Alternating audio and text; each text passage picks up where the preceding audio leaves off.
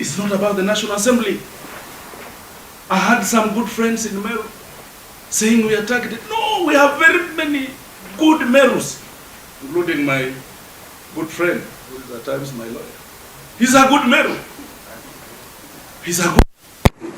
It's not about Merus. Merus are good people, and I want it to be understood. It is not about Kenya Kwanza. Honorable Chair, it's not about Azimio. It is Honorable Franklin Mithika Linturi versus the Republic of Kenyan farmers and diaspora. I did indicate I come from a border town. Ugandans buy things from Kenya. Kenyans buy things from Uganda. My good sister, do you know this? Nahayo, the Iron Lady, would understand this. The Ugandans came and bought fertilizer from Kenya, subsidized.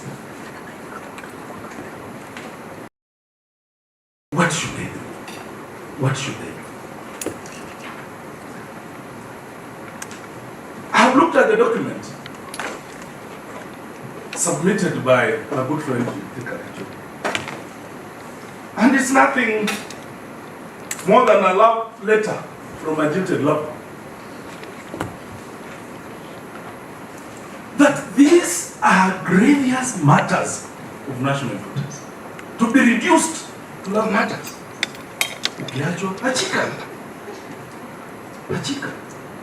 It is indeed unfair to keep dragging the good lady, my sister, Marianne, into these matters. She has a right kukukata, kukukubali, allow her to proceed on her life. And I'm sure the Kenyan ladies are taking offense of this, including the Honorable Chair, that it should be unfair that your private matters should keep coming up anytime serious matters are raised. The good lady should be left in peace because she has a life, she has a family, she has children, and she needs to live.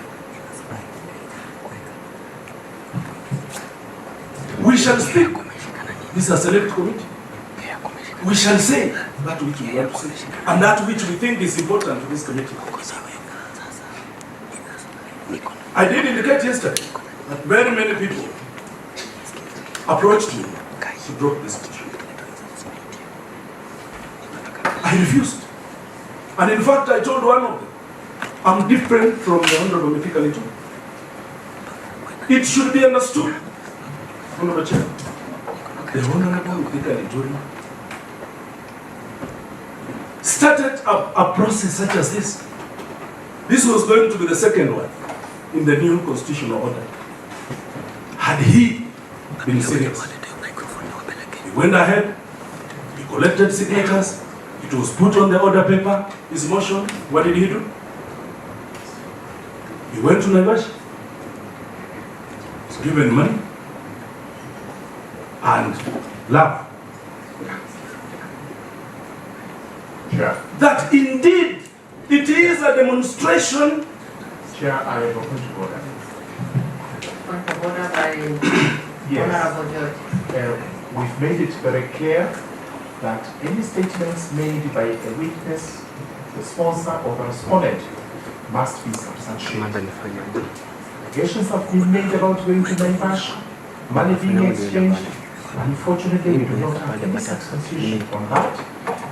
Let's not use this opportunity to malign one another. I think we should observe equal, courtesy, and it must be relevant. Honorable Chair, it is indeed in public.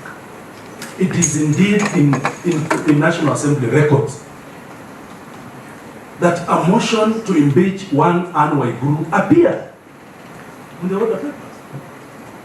It is indeed in records of the courts.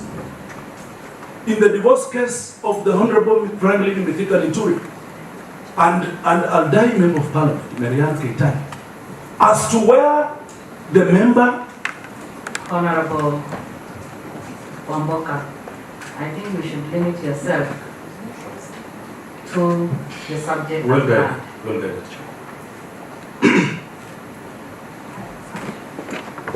But Madam Chair, I'm a serious king. I had to do this, and I have done this. Those who don't know.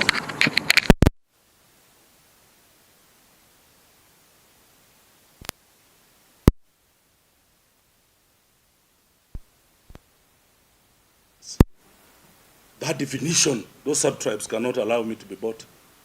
Cannot allow me to be subverted.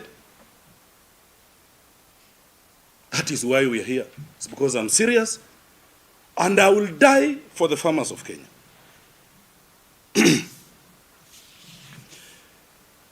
The Honorable Minister has dragging me in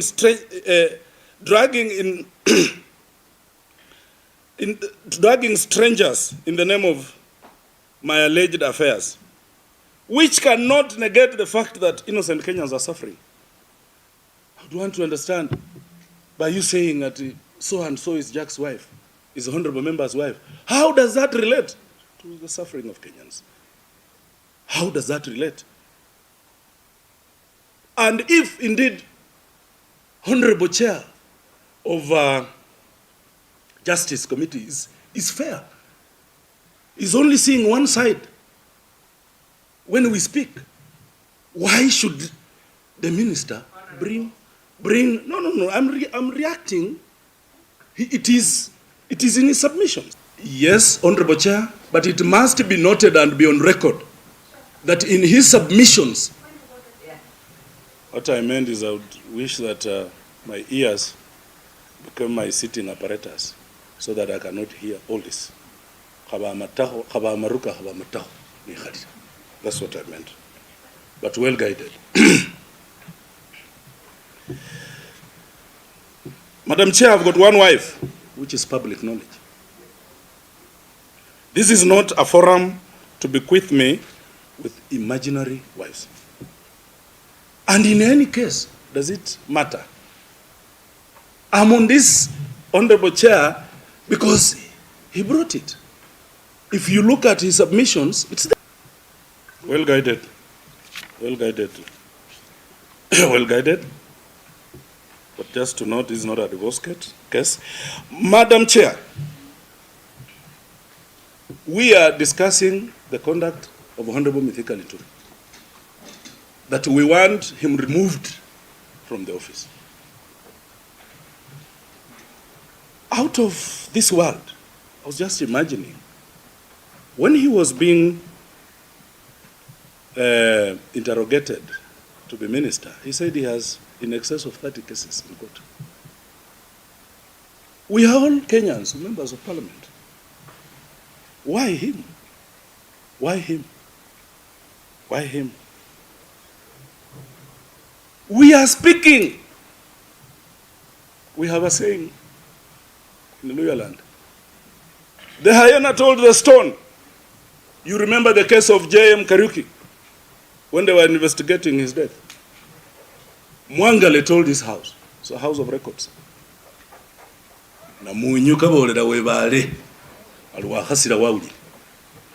hyena told the stone that even if you keep quiet, you've heard me, Honorable Mithika Linturi, even if through the chair, even if you keep quiet, you've heard the cries of the Kenyan people. Thank you, Madam Chair. Now, call my lawyer, the Honorable Dr. Haminwa. Honorable select members, it's a great privilege to me to appear before you, particularly at my age. Last time I appeared in this matter of this kind was when we were handling Judicial Commission of Inquiry into Golden Park. This was set up by the then President, Mwai Kibaki, and I had the honor and the privilege of being the lead counsel in that particular case. I thank the Honorable Member Wanani Wamboka for nominating me to appear for him in this matter. The matter you have before you is in some respects very substantially similar to the matter we had in Golden Park. Honorable members of the Select Committee, we have always had a problem in this country since we got independence. And the problem is of what I term, and some academicians term, portfolio corruption. Individuals who have been given portfolios and they are corrupt. The word corrupt here does not necessarily mean one taking money, but one not being responsible in his job or the job that he has been given by the president or by the state. This is the case we have in this before you today. What is important to look at is perception. Perception is important. Strictly speaking, in this case, one does not have to need evidence at all. It is a case that can be determined on perception. Honorable Linturi was given a high office of being Minister for Agriculture. If I may say so, this is perhaps the most powerful ministry in the government, which is supposed to take care of issues of poverty that we have in the country. He was responsible. He cannot turn around and say that I was not. He was responsible. And what I want to say to you, honorable members of the Select Committee, you must not try to determine this case on the technicalities. If you do so, you will be letting down Kenyans. I appear in the courts. Courts have got their own limitations. They have to go strictly by the law of evidence. Fortunately, before you, the law of evidence is not be all.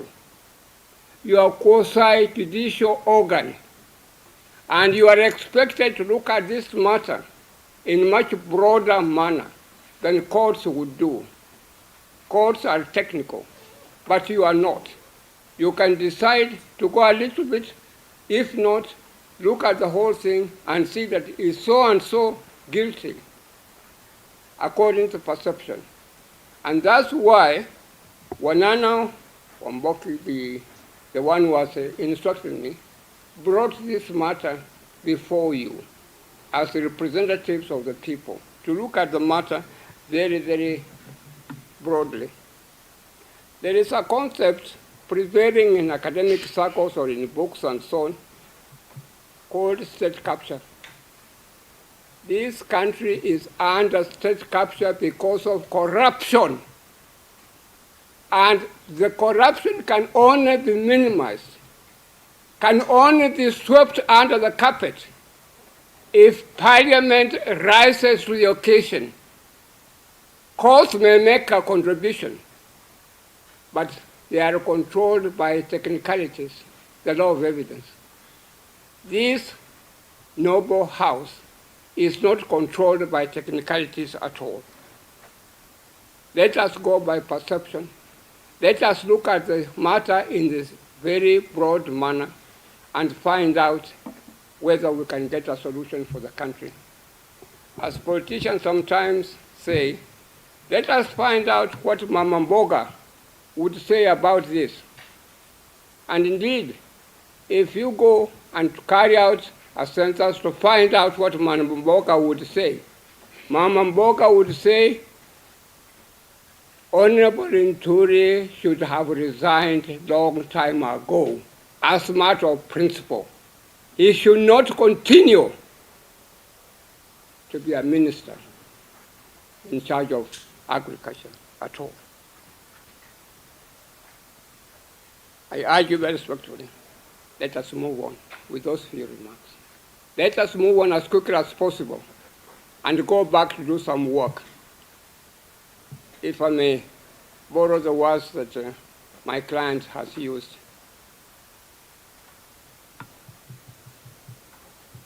Mr. Linturi, you would have done us great honor by resigning. You would have set a big precedent, and you would have gone down in history as a big man. Thank you. Chair, a minister holds that office in trust. A minister must be trusted. A minister has a duty to give the right information to Kenyans. As we will be demonstrating, this minister, my good friend, the Honorable Mithika Linturi, on this case of fertilizer, he gave the Kenyan public information over the same subject, 4 versions. Initially, there was no fertilizer. There is no fake fertilizer. Initially, there's only 3,000 bad fertilizer on the market. But the minister went ahead to even tell Kenyans about soil moisturizer. Honestly, we shouldn't have reached here. We should not even be discussing this matter because Kenyans need to discuss the minister. Kenyans need the truth and nothing but the truth. As we will be demonstrating, this is not the first time we have scandals in that ministry. As part of the reasons why, if you go through a submission, the minister should be impeached. This is not the first scandal in the Ministry of Agriculture and Livestock Development. We had the sugar scandal. Kenyans kept quiet. Someone had to speak, Madam Chair, about this. We have a lot of trust in this committee because as members of Parliament, was representatives. And the good thing, when I look around, composition of this committee, most of them are from agricultural zones. Most of them. Kenyans are watching us. I have absolute trust that we are going to get to the bottom of this. And if 149 was not enough, but the minister was waiting for 250, we shall give it. We shall give him. We shall give you, Mr. Minister. We shall give you because the mood in the country, the mood in the National Assembly, Madam Chair, is so sweet. It's so sweet that Kenyans are tired of such things. We have now higher cases of diseases. Some of them as a result of this. We are waiting for reports from medics. To what extent has the fertilizer affected humanity? Where it come from? Madam Chair, there's no maize anymore. We don't have it. I don't know what this government will do. I don't know. Even if Honorable Linturi were to remain, I don't know what he will do.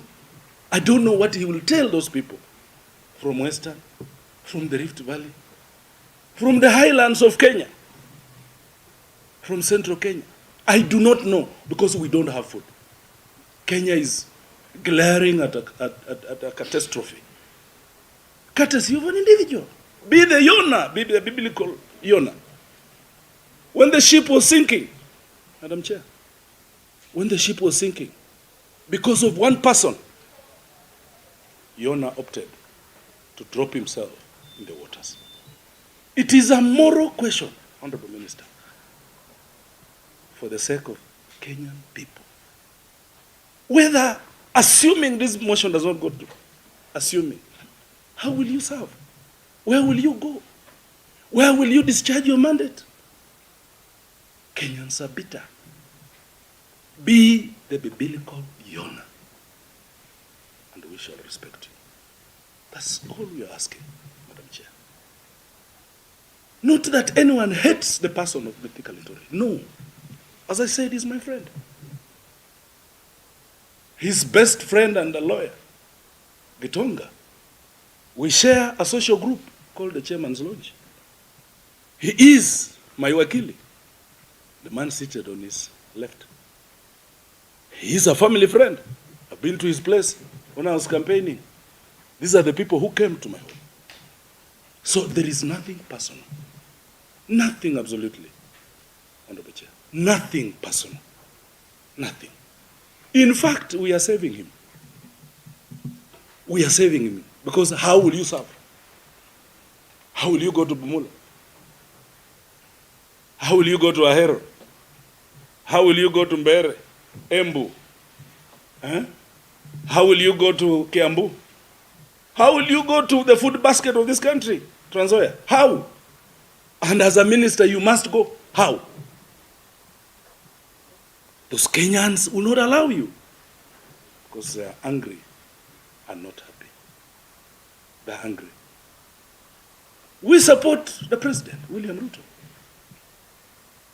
We support him on this, the policy of food security. We support him. We support him. And at times politically, you know, politics at times is very tricky, Madam Chair. When someone has committed a crime, you go back to your people and say, I'm targeted. I'm targeted. And people start sending delegations. Oh, go. Enda sema mambo mzuri. Enda sema ukiguza Linturi umeguza Wameru. Hapana! Sio Wameru bwana. Wameru ni watu wazuri. Tuwaheshimu sana ndugu zetu Wameru.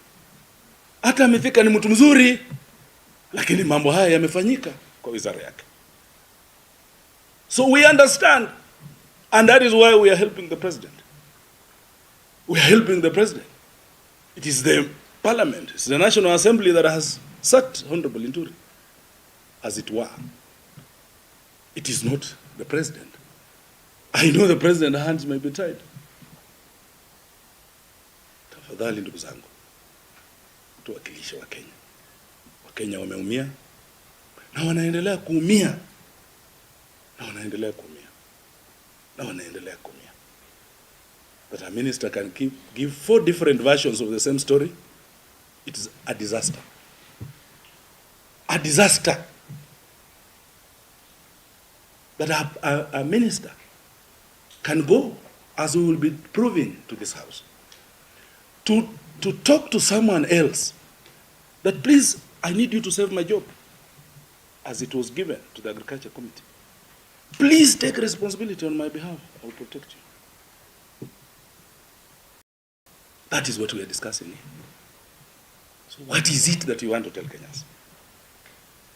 Someone else should come and shoulder your responsibility so that you protect him? But what about those farmers? Honorable Amboka, you have 2 minutes. Yes. In fact, I'm 50 seconds. I'm done. I'm just waiting for the time. What will you tell those farmers? What will you tell those farmers? Senior, you want to conclude? Yes, I want to. Yeah, let you say something. Again, my lady clerk, may I borrow some words from you? You mentioned something that may I say, touched me. That let us not trivialize national issues by bringing in love. I was reading a response that has been filed before the honorable members of the Select Committee. And the main defense appears to be that what is before Parliament of Kenya national parliament of Kenya, dealing with the grave national issues, is because of my ex-wife. My ex-wife is the one who is bringing trouble. Unbelievable. Unbelievable that you should trivialize a matter of national, international issue and say it's my ex-wife who's doing this. Let us not invoke mundane, primitive concepts of love, of tribalism, of religion. Those no longer make sense in Kenyan context at all. We are all nationals of Kenya.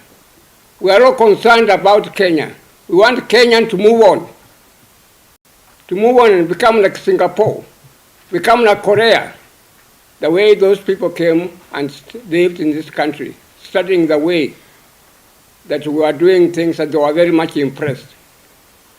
They have developed more than ourselves.